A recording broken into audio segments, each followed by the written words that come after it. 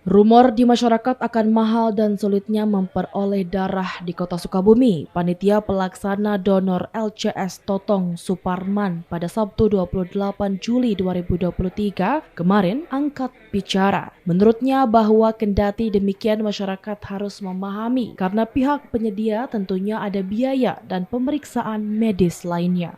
Menurut Totong Suparman, kepada PMI dan masyarakat harus mengetahui dan paham bahwa dalam hal tersebut tentunya ada bahan-bahan yang harus dibeli dan juga media lainnya.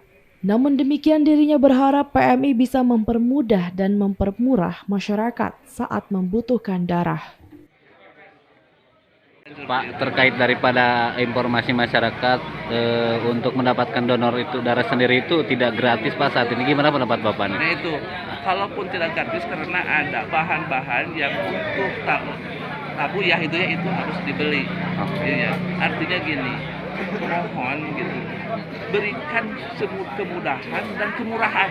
Kalau memang dia dari pihak PMI dan rumah setempat tidak memberikan gratis, tetapi diberikan kemurahan dan kemudahan untuk mereka Untuk memeringan masyarakat Pak. Terima kasih. Pemerintah daerah harus fokus terhadap permasalahan ini karena masih urusan dengan nyawa. Sementara itu saat ini menurut penyelenggara donor darah LCS, kebutuhan darah di Kota Sukabumi sebesar 2,5% dari jumlah penduduk sebanyak 335.000. Dari Kota Sukabumi, Muhammad Ujang Heriaman melaporkan.